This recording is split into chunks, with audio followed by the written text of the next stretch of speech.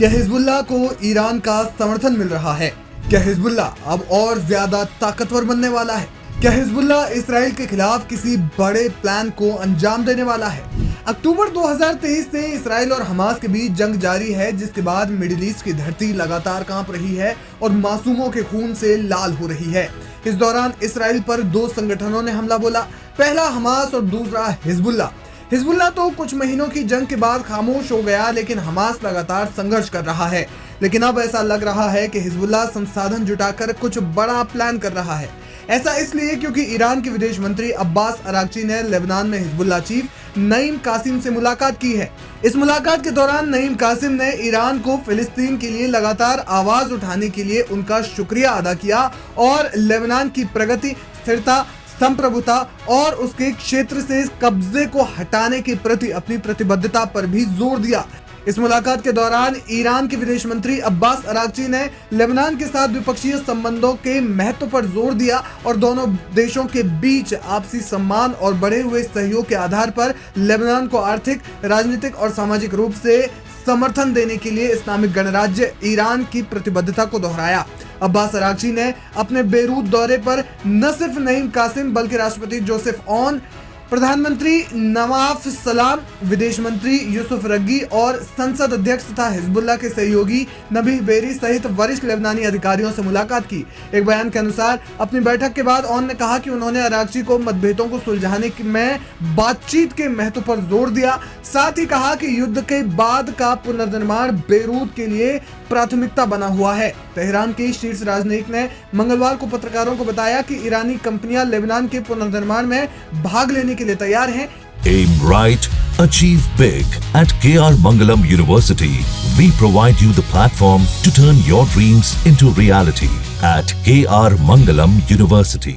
इस दौरान अब्बास अरागची ने एक्स पर पोस्ट करते हुए कहा कि मैं बेरूत आकर बेहद खुश हूं। राष्ट्रपति, संसद के अध्यक्ष, प्रधानमंत्री और विदेश मंत्री के साथ अपनी बैठकों के दौरान मैंने लेबनान की स्वतंत्रता, संप्रभुता, क्षेत्रीय अखंडता और इसराइल के कब्जे के तहत पुनर्निर्माण के लिए अपना पूरा समर्थन व्यक्त किया। हमारा लक्ष्य और आशा आपसी सम्मान और साझा हितों पर आधारित हमारे सदियों पुराने संबंधों में एक नया पृष्ठ खोलना है।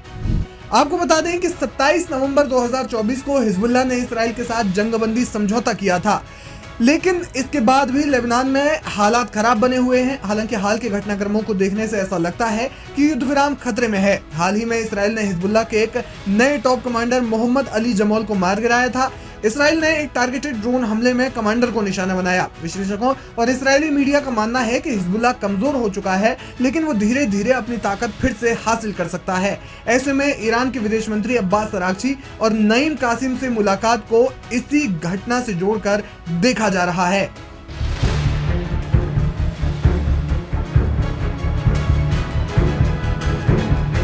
मिडिल ईस्ट में इन दिनों तनाव का माहौल है। ऐसा तनाव जिसने दुनिया के कई देशों को चिंता में डाला हुआ है। वो इसलिए क्योंकि 20 महीने बीत गए हैं, लेकिन मध्य पूर्व में शांति का नामो निशान तक नहीं हो पाया है। उल्टा ईरान और इसराइल के बीच तनाव की आशंका बढ़ गई है। इसी बीच ईरान की इस्लामिक रेवोल्यूशनरी गार्ड कॉर्प्स यानी पासदाराने इस्लाम के प्रमुख जनरल हुसैन सलामी ने इसराइल को कड़े लफ्जों में धमकी दी है। उन्होंने कहा कि ईरान की परमाणु सुविधाएं नष्ट नहीं होंगी, बल्कि इसराइली कब्जे वाली इकाई के लक्ष्य नष्ट होंगे। दरअसल इसराइल पर आरोप लगता रहा है कि वो लंबे समय से ईरान के परमाणु ठिकानों को निशाना बनाने की तैयारी कर रहा है। ऐसे में दोनों देशों के बीच तनाव स्वतः ही बढ़ने के आसार नजर आ रहे हैं।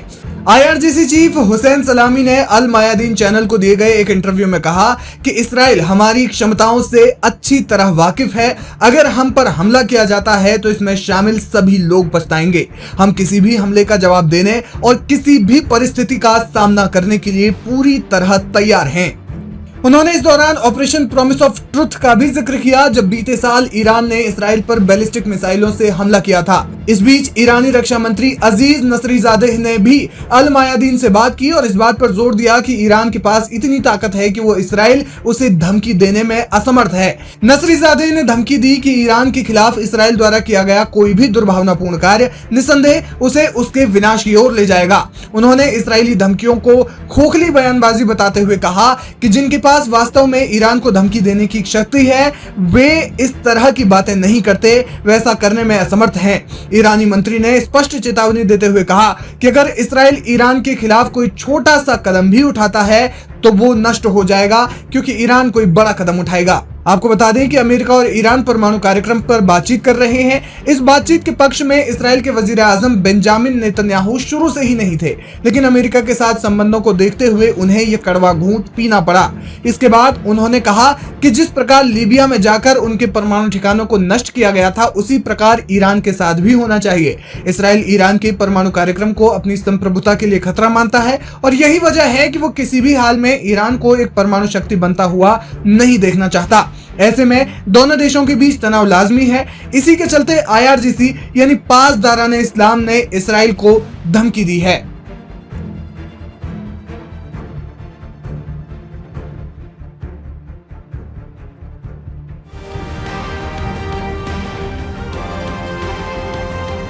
अमेरिका और ईरान के बीच परमाणु डील को लेकर जिस तरह का तनाव दिख रहा है, उससे ऐसा लग रहा है कि ये विवाद इन दोनों के बीच जल्द सुलझने वाला नहीं है। लगातार अमेरिका ईरान के सामने नए नए प्रस्ताव रख रहा है, लेकिन ईरान भी है कि पीछे हटने को राजी नहीं है। खास बात तो यह है कि ट्रंप की तमाम धमकियों का भी असर ईरान पर नहीं पड़ रहा और वो अपनी मांगों पर अड़ा हुआ है। ऐसे में अब ट्रंप परेशान है कि करे तो करे क्या, क्योंकि अमेरिका को आशंका है कि ईरान परमाणु हथियार बना रहा है, जबकि ईरान हर बार इस बात को सिरे से खारिज कर देता है।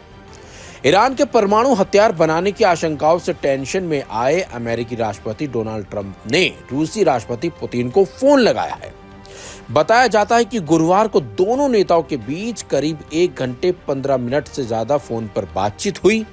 ट्रंप ने पुतिन से इस दौरान कहा कि अमेरिका किसी भी हालत में ईरान को परमाणु हथियार बनाने की इजाजत नहीं देगा। ईरान जानबूझकर परमाणु मसले पर बातचीत में देरी कर रहा है और दुनिया को गुमराह कर रहा है। मैं आपसे आग्रह करता हूं कि आप इस मामले में ईरान पर दबाव बनाएं और उसे स्पष्ट समय सीमा के अंदर समाधान के लिए राजी करें। जिसके बाद पुतिन ने भी ट्रंप को भरोसा दिलाया है कि रूस ईरान से रचनात्मक बातचीत करेगा और पश्चिम एशिया में तनाव नहीं बढ़ने देगा। पुतिन ने कहा कि मॉस्को कूटनीतिक प्रयास जारी रखेगा। विशेषज्ञों के मुताबिक ये बातचीत ऐसे वक्त में हुई है जब ईरान इजराइल के रिश्ते बेहद तनावपूर्ण हैं। खुफिया एजेंसियों का दावा है कि ईरान अब हथियार बनाने के स्तर के करीब पहुंच चुका है और अब सबकी निगाहें पुतिन पर है कि वो तेहरान को मना पाते हैं या फिर नहीं। आने वाले दिनों में इस बातचीत का असर ईरान के रुख और पश्चिम एशिया की स्थिति पर साफ दिखेगा। अब सवाल उठता है कि आखिरकार ट्रंप को पुतिन की जरूरत क्यों पड़ी। दरअसल अमेरिका, इजराइल और अन्य पश्चिमी देश लंबे समय से ईरान के परमाणु इरादों को लेकर चिंतित हैं, लेकिन ईरान और अमेरिका के बीच सीधे संवाद के दरवाजे लगभग बंद हो चुके हैं। ऐसे में रूस एकमात्र ऐसा देश बचता है जिसके तेहरान से संबंध अभी भी मजबूत हैं। ट्रंप ने इसी कड़ी में पुतिन से कहा कि वो ईरान को बातचीत की मेज पर लाने में मदद करें और इस मुद्दे पर सख्ती से मध्यस्थता करें।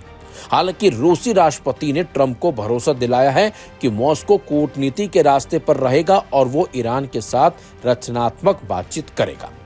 पुतिन ने यह भी कहा कि वो पश्चिम एशिया में तनाव को बढ़ने नहीं देना चाहते और सभी पक्षों से संयम बरतने की अपील करेंगे। हालांकि पुतिन का रवैया संतुलित था, लेकिन रूस के ईरान से रणनीतिक नजदीकियों को देखते हुए ये कहना मुश्किल है कि तेहरान पर उनका कितना असर पड़ेगा। ईरान इजराइल टकराव लगातार तेज हो रहा है। हाल ही के महीनों में ईरान ने यूरेनियम संवर्धन की रफ्तार भी बढ़ाई है, जिससे उसके न्यूक्लियर हथियार बनाने की क्षमता करीब आती जा रही है। अमेरिकी खुफिया एजेंसियां मानती हैं कि ईरान ब्रेकआउट कैपेसिटी यानी हथियार बनाने के लिए जरूरी तकनीकी सीमा तक पहुंच चुका है।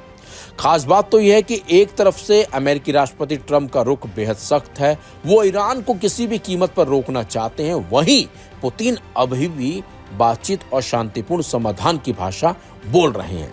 लेकिन हकीकत यह है कि अगर ईरान आगे झुकता नहीं है किसी के, तो इजराइल सैन्य कार्रवाई की ओर बढ़ सकता है, जिससे पूरा पश्चिम एशिया युद्ध की चपेट में आ सकता है। ऐसे में विशेषज्ञ भी मानते हैं कि रूस की भूमिका अहम हो सकती है, लेकिन ये इस बात पर निर्भर करेगा कि पुतिन तेहरान पर प्रभाव कितना डाल पाते हैं। रूस, चीन और ईरान का बढ़ता सहयोग भी अमेरिका के लिए एक नई चुनौती है। अब यह भरोसा कितना असरदार साबित होता है, इसका फैसला आने वाले हफ्तों में तेहरान की चालें और वॉशिंगटन की प्रतिक्रिया तय करेंगी। अगर सब कुछ ठीक नहीं हुआ तो दुनिया एक और परमाणु टकराव की कगार पर पहुंच सकती है। ऐसे में अब देखना होगा कि पुतिन ईरान को समझा पाते हैं या फिर नहीं, और अगर पुतिन ईरान को नहीं समझा पाते हैं तो टकराव ज्यादा दूर तक चला जाएगा और मामला परमाणु तक पहुंच जाएगा।